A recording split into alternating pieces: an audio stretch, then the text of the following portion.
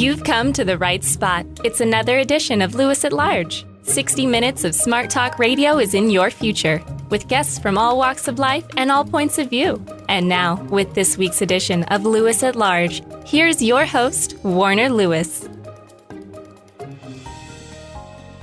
Well, welcome everybody to another segment of Lewis at Large. Yours truly, Warner Lewis, once again, of course, from the flight deck, as we are each and every week. And of course, that means some smart talk radio is in your future.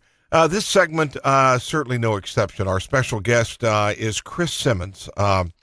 He has a very, very interesting message to talk to us about. He spent 28 years in government service, kind of migrating and jumping back and forth between active duty Army service and also civilian employment with the Defense Intelligence Agency. We'll talk to him a little bit about that agency. One of the most successful spy catchers of the last 50 years. He earned the nickname the Puppet Master, his ability to get anything out of anyone.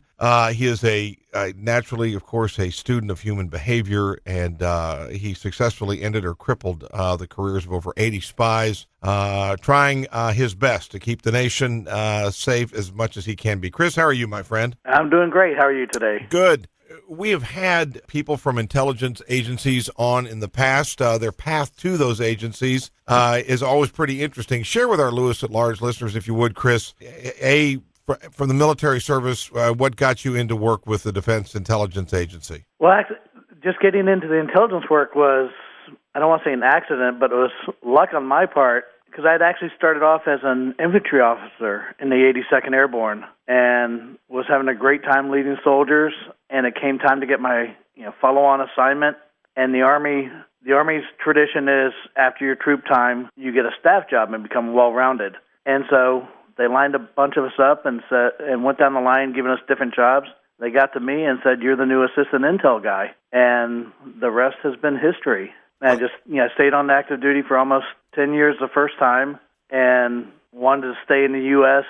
instead of going overseas. And at the time, the Defense Intelligence Agency had a vacancy for a person with my exact skills, and I just migrated over. Intelligence work, boy, that's a big, broad field. How was it determined, or how did you determine, or were you allowed to determine, so to speak, the path where you were sort of directly involved and sort of out in the field, of which you spent quite a bit of time, versus being back sort of in an office, so to speak? This is going to sound bizarre, but sometimes truth is better than fiction. The Army starts off all of its officers as what they call general intelligence, or generalists. So you know a little bit about everything. And then you reach a point where you get your specialty in a technical field. And so when we were at the spy school out in Fort Huachuca, they actually have, for lack of better words, a career day where all the technical specialists will get up there on stage and give a brief pitch about, this is what we do, this is how exciting it is, and you pick your field. Well, I was sitting there and I had listened to the NSA guys, and nope, didn't want to do that. I listened to the satellite guys, and nope, didn't want to do that. And two guys get up there in suits and say, "We're counterintelligence special agents. Our job is to identify, neutralize, or destroy other intelligence services. Who wants to join?" And that was it. They didn't have to say anything else. I was in. Chris, the whole, ever since 9/11, most Americans, at least, when you say the words Al-Qaeda, their ears perk up. Probably before 9/11, your ears perked up many years in front talking about Al-Qaeda. If you would give us, from where you sit in 2013, Al-Qaeda now, diminished threat, same as it always has been, or increasing? They're greatly diminished. The Al-Qaeda of today is nowhere near the Al-Qaeda we knew on 9/11. Militarily, we broke their back in Iraq and Afghanistan. I mean, it is just, the time I was there, what we did collectively was beyond devastating. And you'll have some that will say, Al-Qaeda has become decentralized. The reality is they didn't have a choice. Anytime they gather together, we're going to find them and solve the problem. So their decentralization that everyone talks about now is simply a matter of survival. And the other reality is we too often fixate on they can still conduct a terrorist attack. Let's look at earlier this year. 2 young men in Boston with no experience at all conducted a terrorist attack that brought New England to its knees just because there's a couple of Al-Qaeda guys out there doesn't mean we need to live in fear. Right. You're saying those acts anymore are more rogue versus an organized onslaught. Exactly. Well, let's look at Al-Qaeda in Yemen, which is the focus of everybody in D.C. now. The president's on record saying Al-Qaeda in the Arabian Peninsula is the greatest threat to America right now. The CIA director went on record last year saying Al-Qaeda AP, which is the term they use, AQAP, has over 1,000 members. And I'm looking at this thinking AQAP hasn't attacked the United States in over 3 years. And when the last attack was mailing boxes to synagogues in Chicago, how strong a force do you have to be to do that? You know, the idea that they are the worst threat we face, if that's the worst they have, we're doing pretty good right now. You spend a lot of time not only studying, but actually on the ground interrogating, etc. And this is not meant to be an adversarial question at all. But prior to 9/11, undoubtedly the intelligence community was very aware of Al-Qaeda. Why do you think since 9/11 we've been able to do such damage in there? Is that just a complete laser focus on them, or what was the change in the dynamics from where you sit? Boots on the ground makes a huge difference. And let's use present day. In Yemen, where we're going after them with drone strikes almost weekly at this point, we have no people on the ground for the most part. The administration openly admits we have no human intelligence.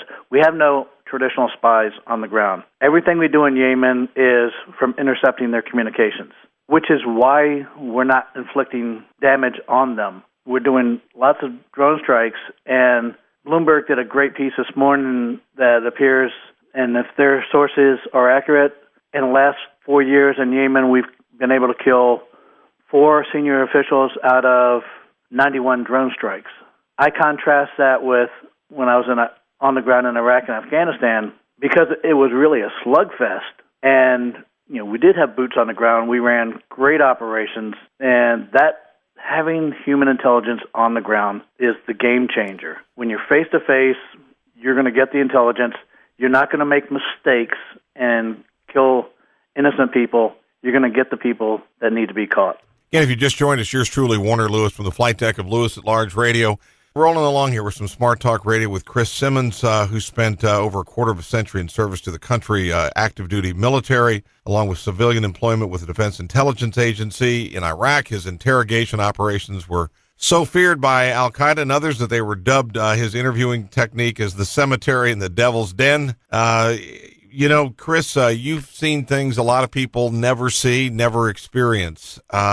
You come away from that feeling you had a job to do, but it had to have been, if there's such a thing as unpleasant is a mild word. Did you feel good about the work you did every day, or was it just, as a human being, was it just plain tough? It's both at the same time. It's, on one hand, well, I would always, with my children, they would always ask what was it I was doing overseas? And I would always tell them I'm very good at doing bad things to bad people. And that has been, I hate to oversimplify, but that's been my calling. But you're right. On one hand, to work with some of these individuals that are just so full of hate and rage and despise the fact that you exist at all. And, you know, just day after day be confronted with that, and yet, you know, we've still got a job to do. Our job isn't, well, at least my job wasn't to put them in prison. My job was to get intelligence from them, and so we had to work with them.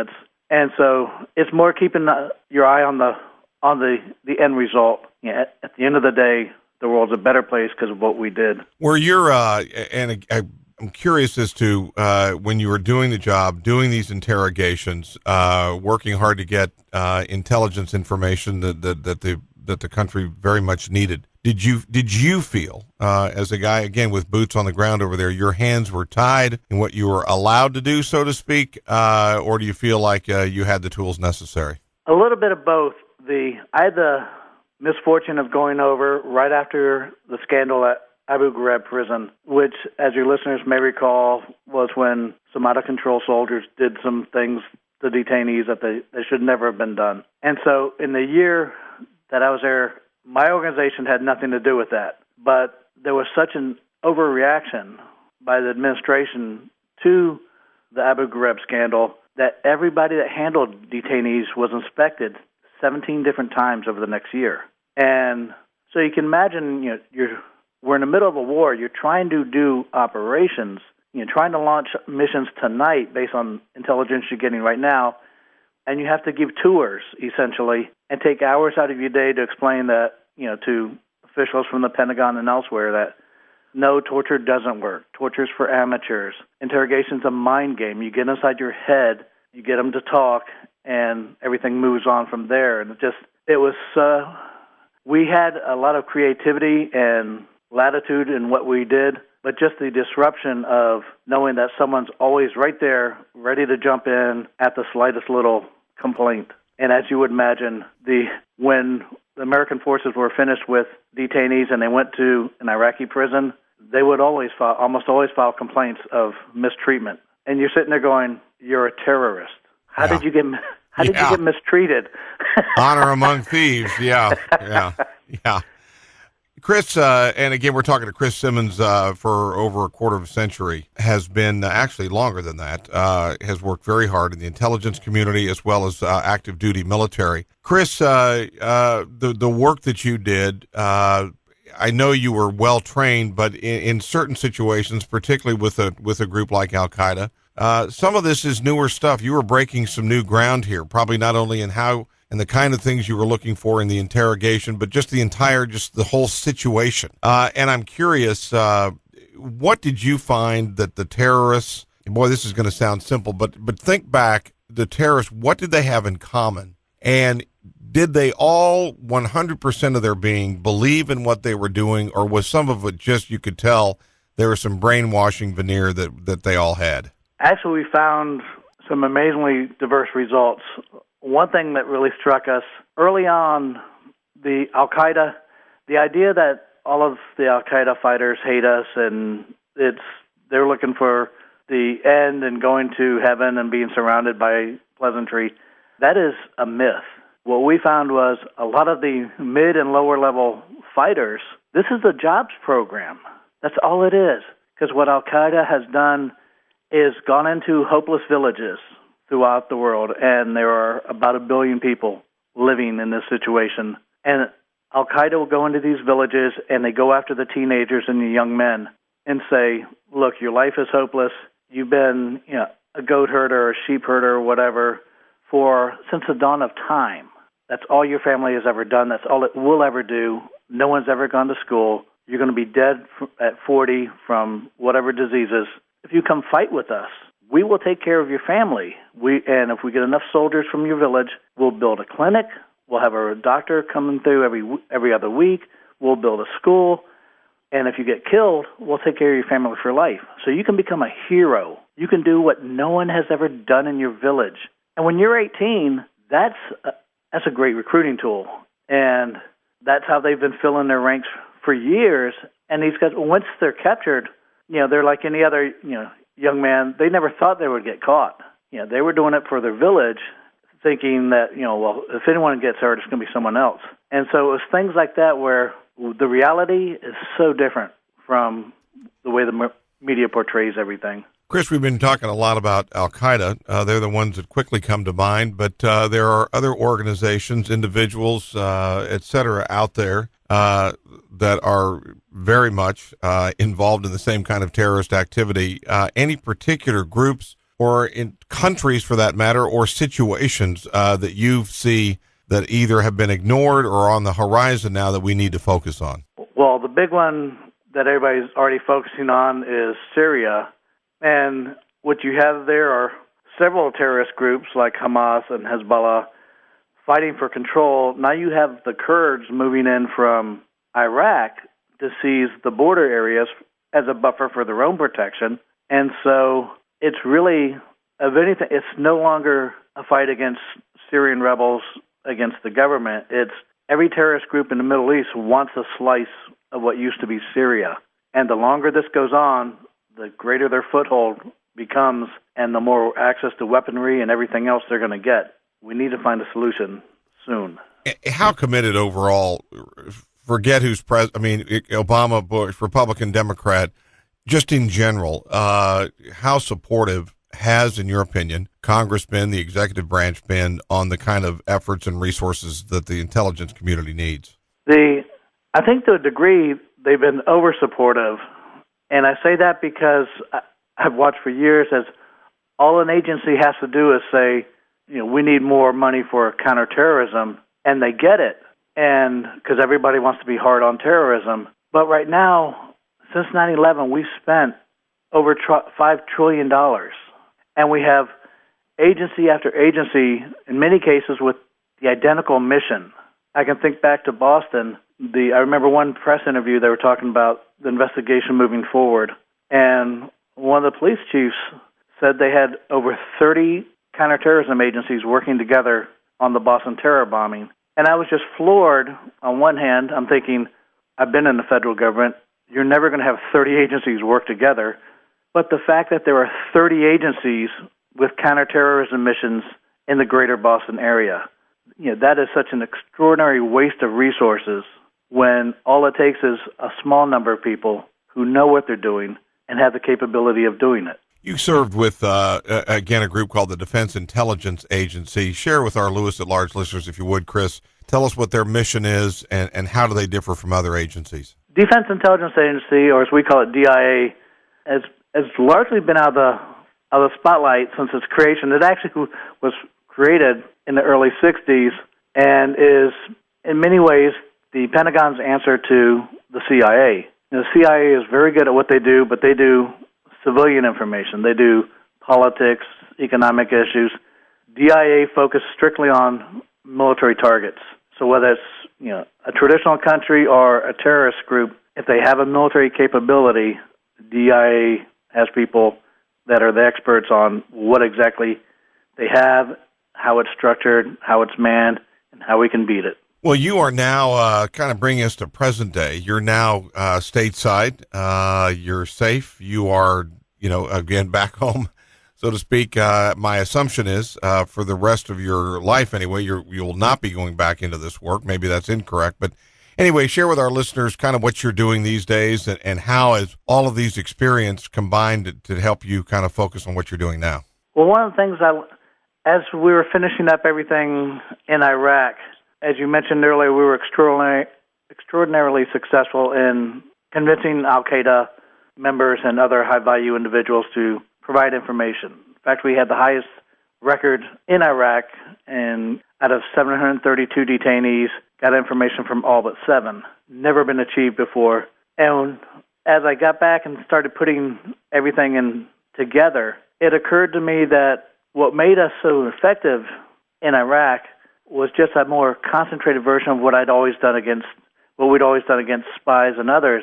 At the heart of it, it's effective communication. It's understanding human behavior, it's understanding body language, and understanding someone's speech patterns so that you can process where they think they are and shift them into a different direction. And so I thought, wouldn't it be nice to take these tools, these communication tools, and repurpose them so that instead of teaching people how to manipulate others, using it to teach people how to better understand one another and influence others, because at the end of the day, everybody you meet today, tomorrow, forever, every encounter you're going to have, the person is either trying to inform you or persuade you. And so it seemed fair to me that you would know which one they're trying to do and be able to influence things for yourself. So how is that manifesting itself? Are you training others, or tell us what you're doing? Well, I've brought it all together in something I call Human Chess, a spy's guide to understanding and influencing others. It will be coming out next year as a book, but in the meantime, if your listeners go to WordPress and just search for Human Chess, they will find my blog, and it's updated almost daily with new ideas on everything in the world about how to better understand the actions of others and how to shape those actions in your interest. Well, it has been a very interesting segment here. We've been talking to Chris Simmons for Many years. Well-deserved nickname of the Puppet Master. He successfully ended or crippled the careers of over 80 spies and led the interrogation of over 700 terrorists and other high-value individuals in Iraq and other places in the Middle East. He is now, as he just said, talking and sharing some of those lessons, ironically, for the betterment of you as an individual and your ability to communicate and influence others as well. Chris, what about a website? Do you have a website yet? Yes, the website is, and it's a little complicated, but it's humanchess.com, spelled out, .wordpress, and everything I've just described is already there waiting. Well, listen, thank you for service to the country, and thank you for spending part of your day with us, and good luck to you. Thank you very much. You bet. We will be back with more right after this on Lewis at Large.